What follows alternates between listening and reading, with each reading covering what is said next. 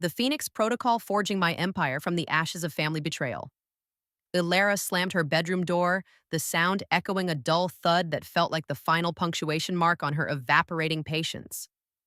The cold of the room seeped into her, a stark contrast to the feigned warmth of the Thanksgiving charade downstairs. She didn't reach for a tissue, no. Instead, her hand went to the bottom drawer of her desk, retrieving an old leather-bound journal. Her secret journal. This was her only confidant. She opened it, the worn pages whispering back at her. Scrawled, angry, tired words filled the lines. A meticulous, painful record of 3 long years. 3 years she had single-handedly dragged Apex Logistics, her father Arthur's company, back from the brink of utter collapse after his debilitating stroke. The ink bled stories of her sacrifice. Her MBA indefinitely deferred. 80-hour work weeks that melted into one another, fueled by lukewarm coffee and sheer willpower. No salary, not a dime. Vacations, a distant memory. Dates, a laughable impossibility. She'd missed her best friend's wedding, 2 of her own birthdays, had essentially missed her own life in the process.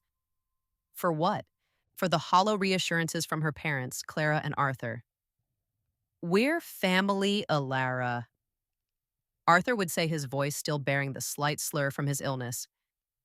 "Apex Logistics will all be yours someday, you'll see. Just hold on." Clara would nod, a tight smile on her face. "You're the strong one." Strong. Yes, she was strong. She had to be, especially when contrasted with Lyra. Oh, Lyra. Her golden sister, living a life of breezy extravagance, perpetually flitting from one social engagement to another.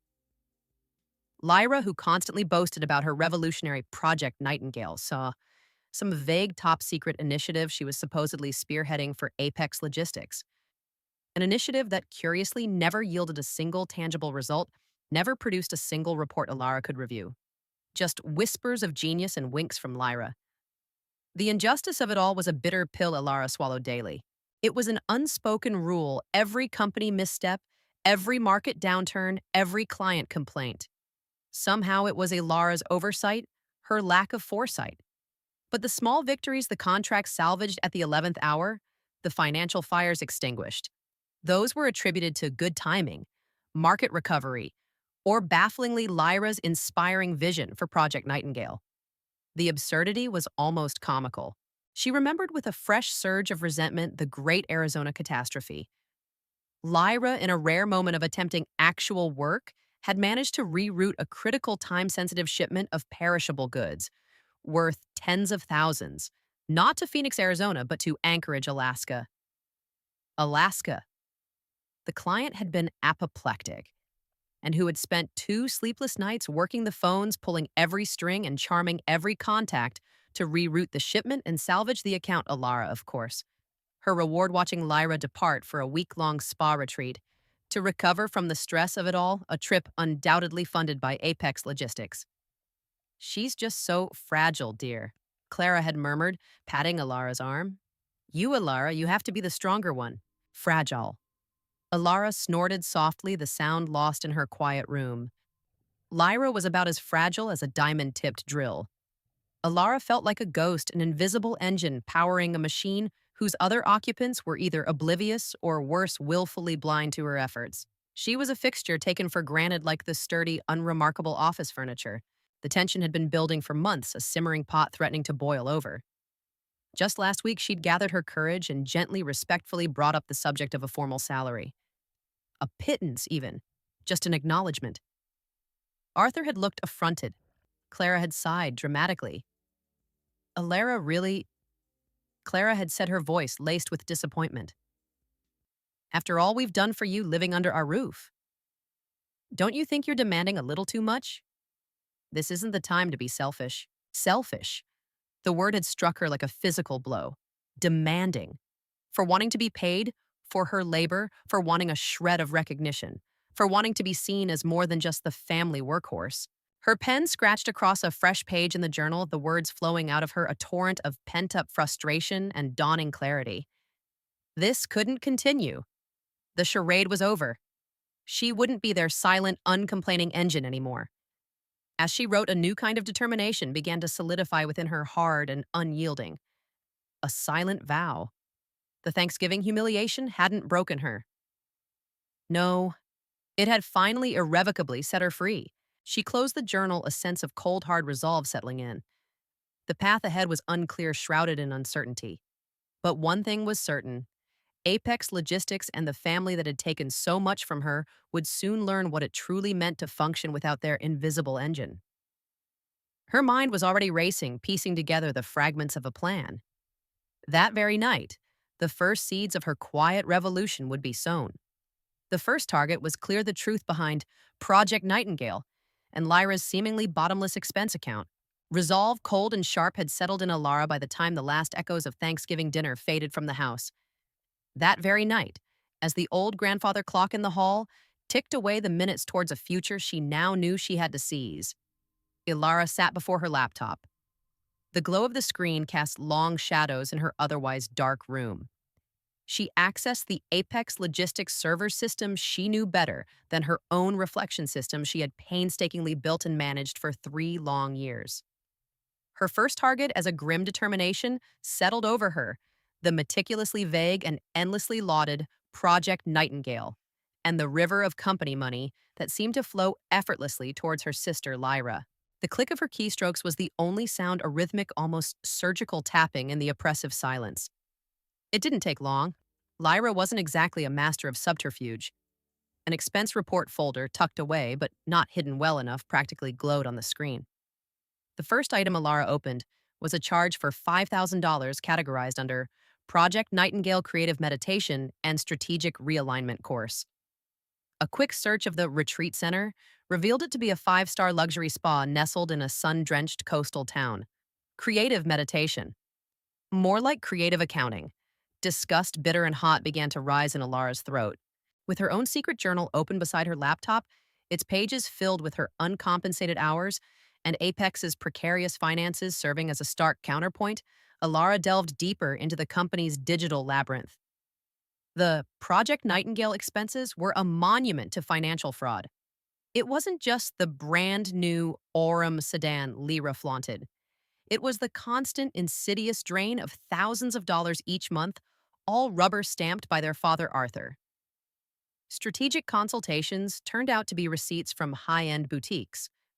Off-site team-building meetings were weekend getaways to chic resorts with Lyra as the sole attendee. Fake invoices clumsily fabricated for services never rendered, for products never purchased for Apex Logistics. Tens of thousands of dollars, perhaps more, siphoned away while Alara poured her lifeblood into keeping the actual business afloat, often juggling payments to critical suppliers. The scale of it was breathtakingly audacious. How could he, her father, approve this? But the true extent of the betrayal, the kind that crushes your very soul, was yet to come. Buried deep within a rarely accessed archive on the server, mislabeled and forgotten, Alara stumbled upon a secret email thread. Her breath hitched. The recipients, Clara Arthur and the long-standing family lawyer. The subject line punched the air from her lungs. Apex Logistics Transition Plan. Optimal solution for Lyra. Her hands trembled as she clicked it open. The words on the screen swam before her eyes, each one a tiny poisoned dart. The email chain meticulously outlined a transfer plan, a strategic roadmap to gradually shift 40% of Apex Logistics shares directly to Lyra and Alara.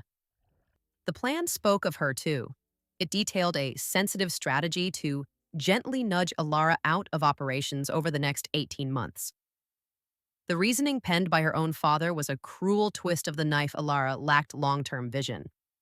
Alara didn't possess Lyra's natural leadership charisma.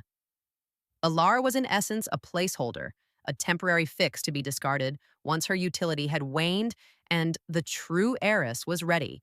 The floor seemed to tilt beneath her. This wasn't just about money or being overworked anymore. This was a calculated erasure, a deep personal betrayal that cut far more profoundly than the years of unthanked labor. They weren't just exploiting her, they were actively plotting her professional demise, all while smiling to her face, all while accepting her sacrifices. Alienated. They were planning her exile while she paid their taxes and salvaged their company. Her gaze drifted to an old framed photograph on her desk. a relic from a happier or perhaps just more naive time. The four of them, Arthur, Clara, a teenage Lyra, and a younger, brighter Alara, all beaming the picture of familial bliss. Now those smiles seemed grotesque, a horrifyingly fake facade masking years of deceit. The gilded cage she hadn't even realized she was in hadn't just cracked. Its bars were proving to be made of cold, unyielding steel, forged by the very hands she'd worked so tirelessly to support. The whispers of fraud had become a deafening roar of treachery. With irrefutable proof of their duplicity clutched in her trembling hands and her heart shattered into a million pieces, Alara knew one thing. She couldn't and wouldn't face this storm alone. The fight for Apex Logistics was over before it had truly begun for her. Now the fight for Alara had to commence, and she knew just who to call. The weight of the irrefutable proof, those damning emails and falsified expenses, felt like a physical burden as Ilara drove through the pale morning light. Her heart, a shattered mosaic of disbelief and agony, knew she couldn't navigate this maelstrom alone. The fight for her stake in Apex Logistics, she now realized, had been a sham from the start. The real battle, the fight for Alara herself, was just beginning. And there was only one person she could trust to offer not just solace, but true, unvarnished guidance. Ms. Evelyn, her former university professor and mentor, lived in a small, book-filled cottage on the outskirts of the city. The scent of old paper and brewing tea always clung to the air there, a comforting aroma Alara desperately needed. As Alara, her eyes red-rimmed and her voice hoarse, recounted the sordid tale of Thanksgiving, the financial deceptions, and the ultimate crushing betrayal outlined in that secret email, Ms. Evelyn listened. She didn't gasp, didn't offer platitudes. She simply listened, her gaze steady and deeply perceptive. When Alara finally fell silent, the torrent of words exhausted, Ms. Evelyn calmly placed her teacup on its saucer. The delicate clink seemed to resonate in the quiet room. They burned the bridge themselves, Alara. She said, her voice a soothing balm yet laced with an undeniable steel. You don't need to try to salvage what's already ashes. Let them feel the cold now that they've lost the warmth you provided. The words, so direct, so validating, sent a jolt almost like an electric current through Alara's weary frame. It wasn't pity, it was permission. Permission to stop trying to fix the unfixable. Ms. Evelyn then shared a quiet parable, a story of the mythical phoenix, a creature of immense power, that when consumed by fire, doesn't perish but rises from its own ashes, reborn more magnificent than before. From the deepest destructions, Ms. Evelyn mused, often come the most profound rebirths. She then reached into a small carved wooden box on her cluttered desk and retrieved an antique brass compass. Its needle quivered Orientirovitsa. This belonged to a woman who faced a similar crossroads, Ms. Evelyn said, pressing it into Alara's palm. The metal was cool, solid. It's for direction, Alara, for finding your own true north when the maps others have drawn for you prove false. Go and plant your own future. The weight of the compass, the potent symbolism of the phoenix, and Miss Evelyn's unwavering belief in her began to dispel the suffocating fog of despair. A new resolve, harder and more focused than before, took root. It was in this newfound clarity that Alara finally voiced her deepest secret, a project she had nurtured in the stolen hours of countless nights, a beacon of her own ingenuity she'd kept hidden from her family for fear of their inevitable ridicule. There's something else, Miss Evelyn, Alara began, a hesitant hope in her voice. The SAS tool I've been building, I call it Nova Trail. She explained how Nova Trail was designed to optimize logistics for small to medium-sized businesses, streamlining operations with an elegance and efficiency Apex Logistics, in its current muddled state, could only dream of. This was her passion, her creation, her intellectual property. Ms. Evelyn's eyes lit up. Then that, my dear Alara, she said with a knowing smile, is not just your lifeboat, it is your flagship. Over the next few days, fueled by Ms. Evelyn's counsel and a burgeoning sense of righteous anger, Ilara became the architect of her own liberation. This wouldn't be a whimpering departure, it would be a meticulously orchestrated exodus, a form of calculated retribution designed not to destroy out of spite, but to reclaim what was hers and to ensure they understood the magnitude of what they had discarded. Her detailed plan took shape, First, the digital fortress, she would create encrypted backups of every single piece of data that evidenced her contributions to Apex, every single fraudulent transaction by Lyra and Arthur, every damning email, every broken promise meticulously recorded in her journal. This wasn't just about feeling wronged, it was about irrefutable proof. Second, the legal shield, she consulted quietly with a lawyer. Ms. Evelyn recommended ensuring her own actions were defensible and preparing for any potential fallout. Third, the launchpad. Nova Trail needed to be more than just a beta. It needed to be polished, robust, and ready for market, ready to offer a superior alternative to Apex's clients.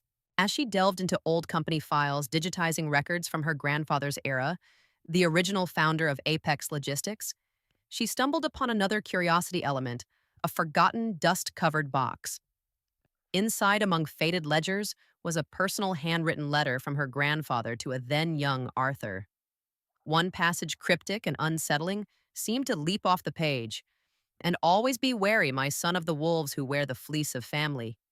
Their bite is often the deepest, their hunger insatiable." A chill ran down Alara's spine. Had her grandfather foreseen a betrayal like this? Or was this just the timeless wisdom of a man who understood the treacherous interplay of business and blood? It didn't matter. The past was a lesson, the present a battlefield. The D-Day for her Phoenix Protocol was set. Alara took a deep, steadying breath, her fingers tracing the cool brass of the compass Ms. Evelyn had given her. Its needle, she noted with a grim satisfaction, pointed unwaveringly towards her new, self-determined future. As night began to fall, casting long, anticipatory shadows, she moved to her computer. It was time to execute the first carefully calculated step. The D-Day, as Alara had come to call it in the privacy of her meticulous plans, arrived with the pre-dawn chill. Her fingers, steady and sure, danced across the keyboard, the antique brass compass Ms. Evelyn had given her, resting beside the monitor, its needle unwavering. The Phoenix Protocol was in motion. As the city outside still slept, Alara executed the first precisely calculated step. 0 hour. At precisely 6:00 a.m., an automated email crafted with surgical precision dispatched itself to the inboxes of every employee, client, and supplier associated with Apex Logistics. The subject line was designed to pique curiosity and sow unease, the truth about Apex Logistics and a new beginning. Embedded within was a short, professionally filmed video announcement. In it, Alara, her face serene but her eyes alight with an unyielding firmness, announced her immediate departure. She spoke not of bitterness, but of a necessary evolution, hinting with carefully chosen words at systemic internal issues that had made her position untenable. And then, with a subtle shift in tone that promised innovation and integrity, she introduced Nova Trail, her vision for the future of logistics management. Its Nova Trail launch effectively commencing with that very broadcast. Simultaneously, with a series of keystrokes she'd rehearsed countless times, Alara activated the system lockout. Administrative access to Apex Logistics financial systems, their CRM, their entire trove of client data. All pathways her family had taken for granted, she would forever maintain for them, were severed. One by one, the digital drawbridges were raised.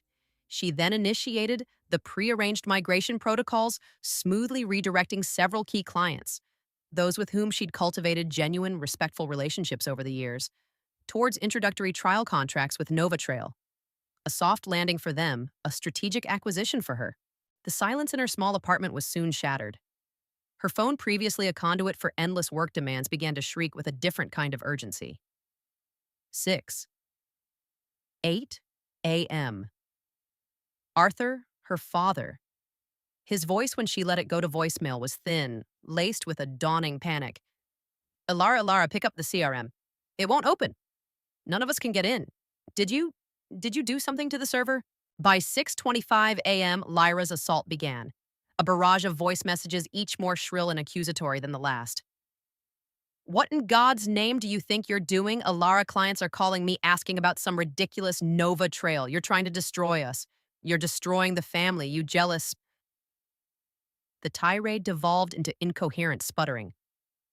Alara listened to the first few seconds of one, then calmly deleted them all. The family crisis was escalating precisely as she'd anticipated. Then came Clara, her mother, via text message at 6:42 a.m. "Alara, how could you?" After everything we've done for you, all the opportunities this family has given you, why are you trying to ruin everyone's hard work? This company is your father's legacy. Alara set her phone to silent. Her strategic silence was a shield, a necessary buffer against the emotional storm she knew would rage. She watched instead as her other inbox, the one for Nova Trail, began to light up. The public support was immediate and frankly astonishing. One of Apex's largest clients, a major freight conglomerate based in Florida, had not only viewed her video announcement, but had reposted it on their corporate LinkedIn page with the caption, "The real mind behind the movement. Apex's loss is the industry's gain. We support the builder, not just the brand. Looking forward to exploring Nova Trail." Other messages poured in, suppliers expressing admiration for her courage, some even tentatively proposing partnership opportunities with Nova Trail. It seemed many had been waiting for an excuse to distance themselves from the increasingly erratic and unreliable Apex logistics. Alara had just handed them one on a silver platter. The internal unraveling at Apex was equally swift. At 7:10 a.m., a call came through from Mrs. Henderson, the long-serving, perpetually flustered head accountant at Apex, a woman Alara had always treated with kindness. Alara let this one call go through curious. Mrs. Henderson's voice trembled. "Alara. Oh, thank goodness. The payroll system, it's completely locked down. It says administrative access has been revoked by a primary user. Is this is this some kind of mistake, dear? The direct deposits are scheduled for tomorrow morning." Alara listened, her expression unreadable. "I'm no longer with Apex Logistics, Mrs. Henderson." She said, her voice polite but firm. "I can't assist you with their internal systems?" She then disconnected, a pang of sympathy for the collateral damage warring with the icy resolve that had become her armor. The carefully constructed facade of Apex Logistics was crumbling brick by predictable brick. The empire built on her unthanked labor, her silence, her willingness to be the invisible engine was beginning to seize.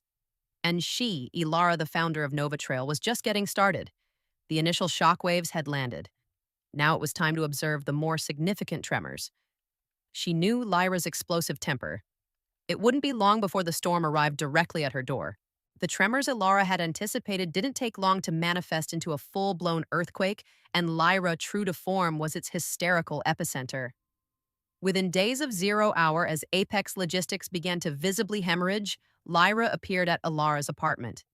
The insistent, angry banging on the door was followed by a shriek that could curdle milk. "Ilara, are you in there? Are you happy now? They're taking the Orem. They're going to repossess my car because of you. Everything, everything is falling apart." Alara sat calmly on her sofa, a steaming mug of herbal tea warming her hands. She didn't move, didn't flinch. The storm of Lyra's fury, once capable of making her cower, now felt like a distant, irrelevant weather pattern. She could hear Lyra's muffled sobs and curses through the thick wood of the door, a soundtrack to the collapse she had set in motion, not out of malice, but out of a desperate need for self-preservation. The repossessed car was just the first tangible consequence for Lyra. For Apex Logistics, the fallout was catastrophic. The company, deprived of its true operational core, spiraled into chaos with breathtaking speed. Emails from remaining clients bounced back undelivered. Shipments were stalled indefinitely in warehouses, drivers unpaid and refusing to move. Key accounts already spooked by Alara's video announcement, and the sudden systemic paralysis canceled their contracts in droves. Apex Logistics, once a steady if poorly managed entity, was visibly disintegrating. Its collapse was not a slow decline, but a sickening, rapid implosion. Then came the calls from Arthur and Clara. Their initial anger quickly morphed into a raw, unfiltered despair. Arthur's voice, weak and trembling, pleaded with Alara to just make it stop, to fix what you've broken. Clara, in a series of tearful voicemails, spoke of Arthur's rapidly declining health, implying Alara's actions were directly responsible. "He can't take this, Alara. You have to come back just for one meeting. We can work something out." The manipulation, so familiar, so transparent, now held no power over her.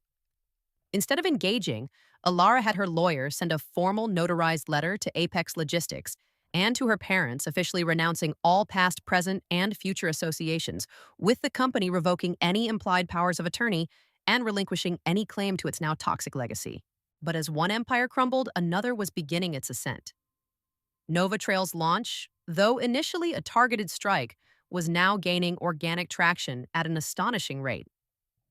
Alara's LinkedIn profile exploded with connection requests from industry professionals, many of whom had privately chafed under Apex's inefficiencies for years. Venture capital firms intrigued by the buzz and the compelling founder's story, subtly woven into NovaTrail's narrative, began reaching out their emails peppered with terms like Series A funding and disruptive potential. Invitations arrived for Alara to speak on startup podcasts to be featured in tech magazines.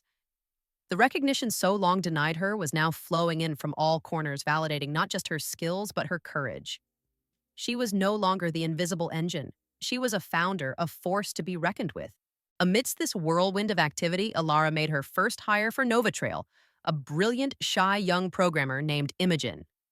In Imogen's hesitant brilliance and quiet apprehension, Alara saw a poignant echo of her younger self, talented, dedicated, yet conditioned to stay in the shadows. During Imogen's onboarding, Alara looked her directly in the eyes. Here at NovaTrail, Imogen Anikrust, she said, her voice firm but kind. Your ideas will always be heard. Your contributions will be valued. No one gets to dim your light here, not on my watch. It was a promise to Imogen and a reaffirmation of her own hard-won principles. Building from the ashes wasn't just about personal success. It was about creating something better, something fundamentally just. Weeks later, an unexpected email landed in Alara's inbox. The sender, Lyra. The subject line was stark. I know you hate me, but please read.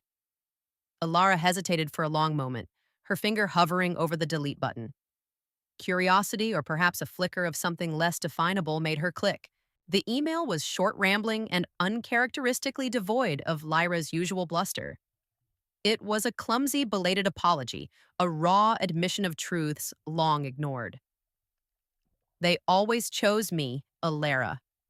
Lyra had typed the words riddled with typos.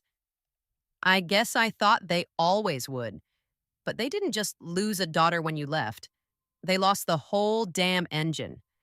You kept us afloat all those years and we laughed at you. I laughed at you. I'm so sorry.